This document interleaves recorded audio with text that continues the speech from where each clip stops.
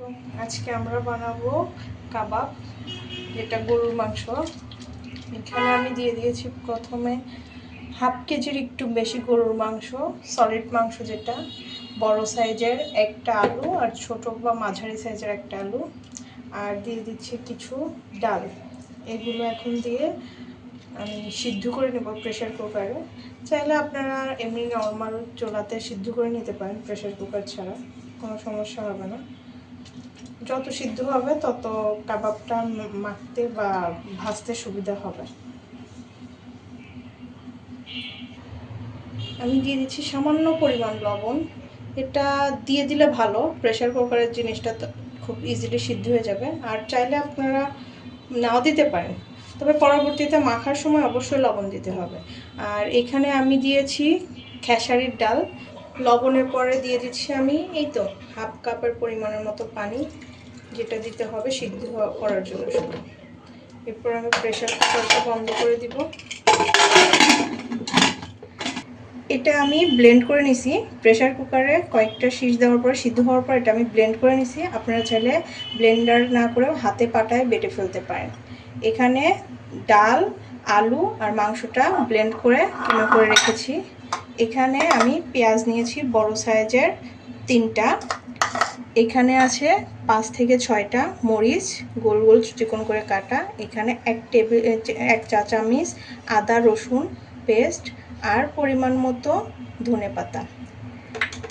মেইনত এই মশলাটা এটা দিতেই হবে। এখানে আমি নিয়েছি 1 চা চামচ পরিমাণ লবণ, আধা চা চামচ পরিমাণ হলুদের গুঁড়া, আধা চা চামচ পরিমাণ লাল মরিচের গুঁড়া যেটা ঝাল, এবং এটা নিয়েছি মিষ্টি মরিচের পাউডার।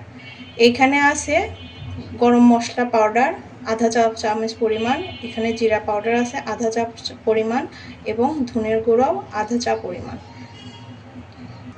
এবার সবগুলো পাউডার আমি পেঁয়াজের মধ্যে দিয়ে দেবো এক এক করে। আমি এখানে এগুলোও দিয়ে দিচ্ছি, শুধুমাত্র ধনে পাতাটা একটু পরে আমি মিক্স করব, বাকি সব দিয়ে দিচ্ছি। এটাকে হাতে ডলে ডলে মেখে নিতে হবে, পেঁয়াজ থেকে যেন পানি বের হয়ে যায় এরকম।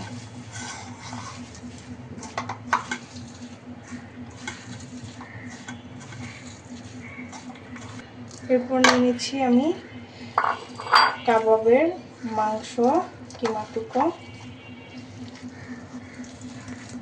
যেটাকে মেখে মেখে আরও মিহিন করতে হবে এবং সবগুলো উপাদানকে একসাথে মিক্স করতে হবে।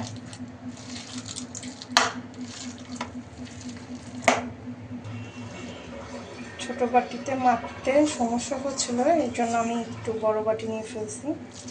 আপনারা প্রথমে বড় বাটিতে মেখে ফেলেন।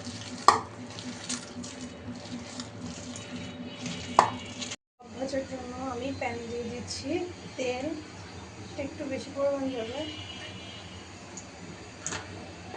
ডুবো তেলে ভাজতে হবে। এর জন্য আগে থেকে কাবাবগুলো আমি গোল গোল শেডে দিয়ে রেখেছি, ভাপ বানিয়ে রেখেছি। এখন সেটা আমি শুধু তেলে ভেজে নেব।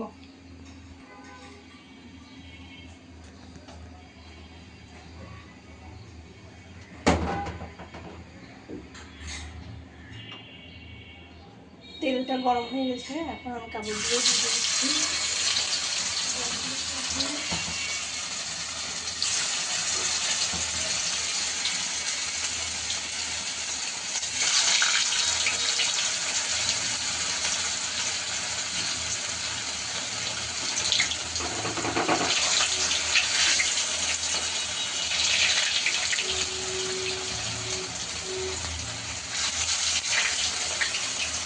আমার মতো যদি দিতে কেউ ভয় পান তেলের মধ্যে, এভাবে চামচে দিয়ে দেবেন। তবে অবশ্যই চামচে একটু তেল মেখে নেবেন যেন কাবাবগুলো ইজিলি করে যায়।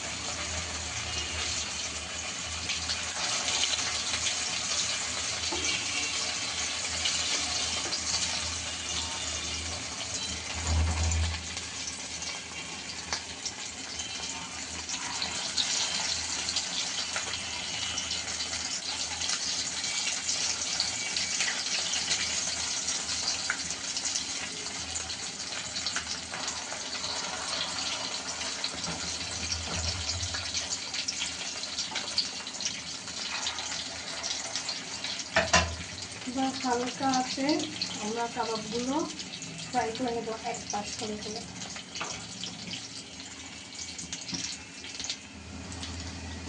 এবার আমি একটা একটা করে উল্টা দিব। দেখেন হয়ে গেছে এই পাশটা।